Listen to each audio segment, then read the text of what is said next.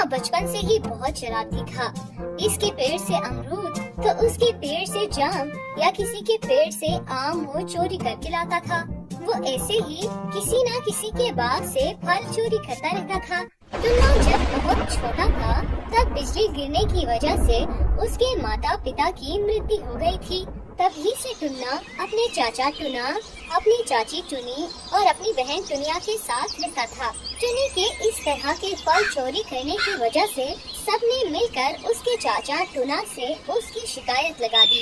उनमें से max eagle बोला, देखो टुना, समझाओ अपने भतीजे को, मेरे पेड़ के सारे अमरूद इसने झूठे कर दिए, अब हम खाए क्या? तभी कौवा बोला, और मेरे पेड़ के भी सारे आम तोड़कर खुद खा लिए और बाकी बच्चों में भी बांट दिए, अब हम खाए क्या और हमारे बच्चे क्या खाए?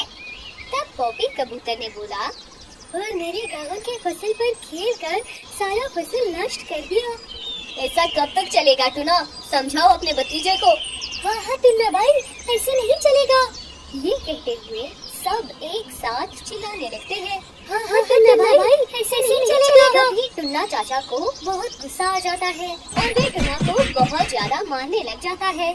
हाँ, और मारो, जब देखो बदमाशी करते फिरता है, इसको देख कर मेरी बेटी भी बिगड़ गई है। फिर वे दुनिया की तरफ मुंह करके कहती है, दुनिया तो क्यों खड़ी है यहाँ से, चल यहाँ से। फिर दुनिया को लेकर घर के अंदर चली जाती है और इस तरह से टुना को मार खाते हुए सब देखकर वहाँ से चले जाते हैं। इधर टुन्ना जितना मार खाता है इतना ही उसका गुस्सा बढ़ जाता है और मन ही मन में कहता है, मुझे मार दिला के बहुत ही मजा आता है ना, अब देखो मैं क्या करता हूँ। इसके बाद गुस्से में आकर टुन्ना पॉपी कबूतर के फसल में आग लगा देता है। ये देखते हुए कबूतर चिल्लाते हुए कहता है, अरे देखो टुन्ना ने मेरे फसल में आग लगा दी है, अब मेरा क्या होगा? अरे ये कैसा अत्याचार है भाई, इस टुन्ना ने तो हमारा जीना ही आराम कर दिया है। अरे अब इसके उस चाचा से पूछ कर कुछ नहीं होने वाला, उसको तो सबक सिखाना ही पड़ेगा। तब मिम्मी चिड़िया कहती है, हाँ, इसको तो अच्छे से सबक सिखाना पड़ेगा, इसकी तो अच्छे से दुआई करनी चाहिए। अब मेरा क्या होगा? तुम सब इस टुन्ना का कोई बंदोबस्त करो ना। हाँ, कुछ तो करना ही पड़ेगा। चलो हम सब उल्लू महाराज के पास चलते हैं, तभी इस टुन्ना का कोई हल निकलेगा। तभी मेन सिटिया कहती है, हाँ, ये ठीक होगा, हम सब उल्लू महाराज के पास ही जाते हैं, चलो सब। तब सभी उल्लू महाराज के पास गए और तभी बॉबी सुकुन ने बोला, उल्लू महाराज जी, हमारा वे पक्षी टुन्ना बहुत ही बदमाश है, वह हर किसी के खेत से फल चुराता है, उसे खाता है और नष्ट भी करता है। हमने तो उसके चाचा से शिकायत भी की थी। ये सब सुनकर टुन्ना के चाचा ने कहा, हाँ महाराज, ये सब देखकर मैंने उसे बहुत डांटा भी था और मारा भी था, लेकिन वो सुधरने वाला कहा और आज तो उसने हद ही कर दी, मेरे गेहूं के फसल में आग लगा दी। हाँ, मैंने सब सुना और समझ भी गया, इस टुन्ना को तो सबक सिखाना ही पड़ेगा। जाओ उसको पकड़ कर लाओ और जेल में बंद कर दो, साल भर जेल में बंदी रहेगा, तभी उसका दिमाग ठिकाने आएगा। इसके बाद सब जाकर टुन्ना को पकड़ कर लाए और इसके बाद उसे जेल में बंद करके वहाँ से खुशी खुशी चले गए। सबके जाने के बाद वहाँ पर उल्लू रानी आई और वे बोली, मैंने आज तक आपसे कुछ नहीं मांगा, लेकिन आज एक विनती करती हूँ कि आप टुन्ना को छोड़ दीजिए। क्या तुम्हारी इतनी साहस, तुम मेरे फैसले के खिलाफ जा रही हो? अरे महाराज, टुन्ना को सजा की नहीं प्यार की जरूरत है और मैं उसे माँ का प्यार दूंगी, उसे अच्छे बुरे का सीख दूंगी, उसे पढ़ाऊंगी लिखाऊंगी, फिर आप देखना टुन्ना जरूर एक अच्छा बच्चा बनेगा। ठीक है, मैं तुम्हें 1 साल का समय देता हूँ, अगर 1 साल के अंदर तुम टुन्ना को ठीक कर पाई तो ठीक है, वरना टुन्ना के साथ साथ तुम्हें भी अंदर कर दूंगा। मुझे मंजूर है महाराज। ये सब बातें सुनकर टुन्ना खुद हैरान हो गया था। उसकी आंखों में आंसू आए और फिर वे बोला, अरे उल्लू रानी, अब सच में मुझे माँ का प्यार देगी और अगर मैं ना सुधरा तो क्या आप सच में मेरे साथ जेल में बंदी रहेगी?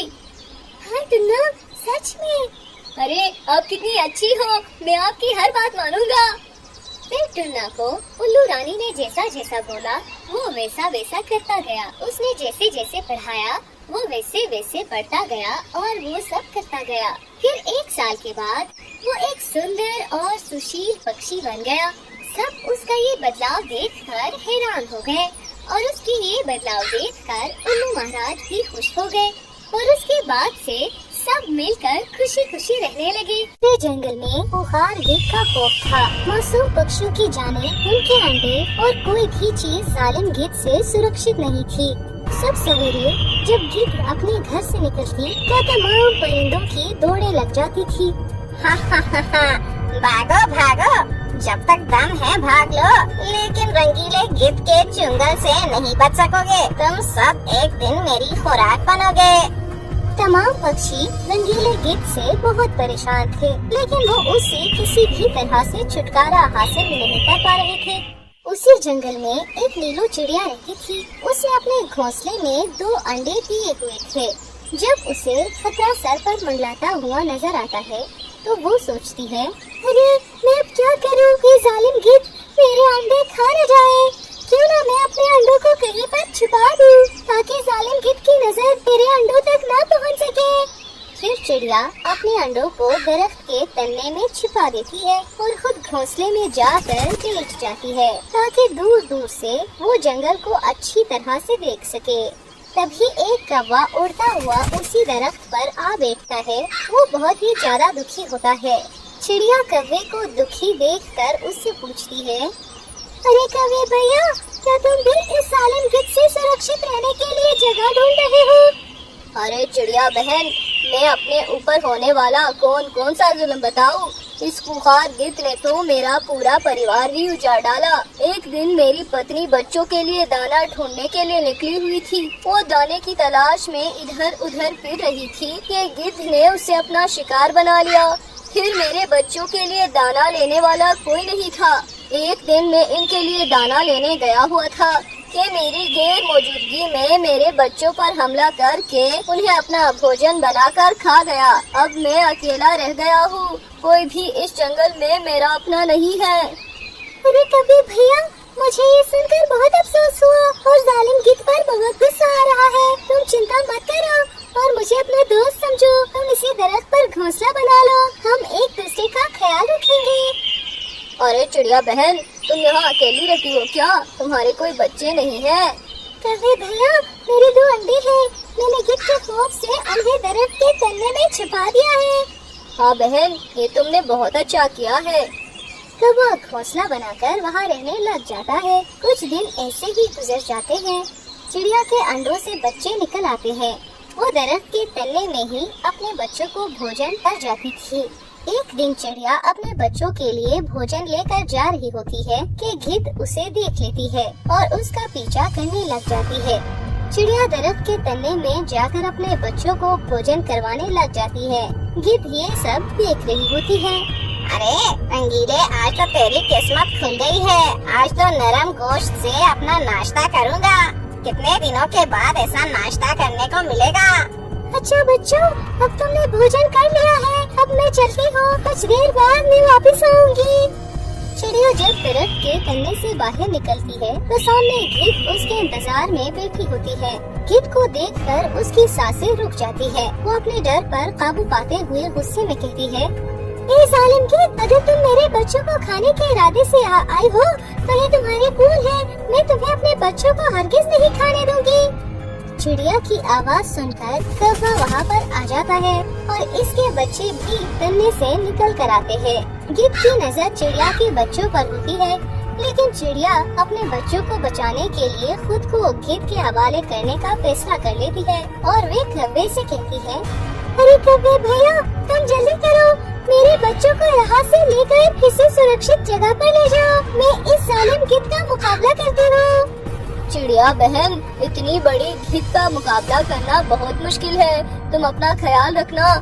तुम अपने बच्चों की चिंता ना करो। मैं उन्हें बहुत ही सुरक्षित जगह पर ले जाऊंगा। कौवा चिड़िया के बच्चों को लेकर चला जाता है। चिड़िया खुद को जालिम गिद्ध के हवाले कर देती है और जालिम गिद्ध उसका गोश्त नोच नोच कर खा जाती है। चिड़िया को खाने के बाद गिद्ध गुस्से में कहती है, कहाँ तक भागोगे? इस सारे जंगल में मेरा ही कब्जा है। एक दिन मैं तुम्हें जरूर ढूंढ निकालूंगा। कौवा चिड़िया के बच्चों को सुरक्षित जगह पर ले जाता है, जहाँ कुछ दूसरे पक्षी भी मौजूद होते हैं। उनके रहने के लिए एक छोटा सा घर बनाता है। अरे कौवे अंकल, हमारी माँ कब तक आएगी? मुझे उसकी बहुत याद आ रही है। अरे हाँ कौवे अंकल, मुझे भी माँ की बहुत याद आ रही है। उसे जल्दी बुलाओ यहाँ पर। अरे बच्चों, तुम चिंता मत करो, तुम्हारी माँ बहुत जल्द ही यहाँ पर आ जाएगी। दूसरे पक्षी जब कौवे और चिड़िया के बच्चों को देखते हैं तो वो उनसे यहाँ आने की वजह दरियाफ्त करने लग जाते हैं। तुम कहाँ से आए हो और चिड़िया के बच्चे तुम्हारे साथ कैसे रह रहे हैं? कौवा उन्हें अपने साथ होने वाली सारी घटनाएं सुनाता है। अरे कौवे भैया, हमें ये सुनकर बहुत अफसोस हुआ है। इस जालिम गिद्ध के बारे में हमने भी सुना हुआ है, लेकिन वो जंगल के इस तरफ कभी भी नहीं आई, इसलिए हम यहाँ पर शांति से रह रहे हैं। वो गिद्ध बहुत जालिम है, वो हमारा पीछा कभी नहीं छोड़ेगी। वो हमें ढूंढते ढूंढते एक दिन यहाँ पर जरूर पहुँच जाएगी। अरे कौवे भैया, तुम चिंता मत करो, अगर वो जालिम गिद्ध यहाँ पर भी आ गई तो मैं उसका मुकाबला करूँगी। ये बात सही है कि मैं अब बूढ़ी हो गई हूँ, मगर मैं उसका मुकाबला करने की पूरी कोशिश करूँगी। अरे बहन, जैसा तुम समझ रही हो वैसा बिल्कुल भी नहीं है। वो बहुत ताकतवर है, कोई भी उसका मुकाबला नहीं कर सकता। अरे कौवे भैया, फिर हमें क्या करना होगा? हमें उसका मुकाबला करने के लिए कुछ सोचना पड़ेगा। मैं तुम्हें एक जगह बताता हूँ, तुम वहाँ जाकर नीलो चिड़िया की खबर लो कि वो किस हाल में है। बच्चे उसे बहुत याद कर रहे हैं। ठीक है, मैं आज रात ही जाकर उसका पता करता हूँ और सुबह होने से पहले पहले आ जाऊँगा। दिन को जाना खतरनाक साबित हो सकता है।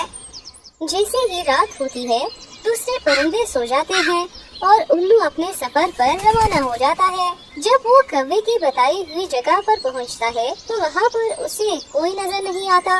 वो इधर उधर देखने लगता है कि अचानक से उसकी नजर जमीन पर पड़ती है तो उसे नीलो चिड़िया का सर पड़ा हुआ दिखाई देता है। वो बहुत ज्यादा परेशान हो जाता है और कहता है, अरे नीलो चिड़िया को तो गिद्ध ने मार डाला, अब इसके बच्चों का क्या होगा?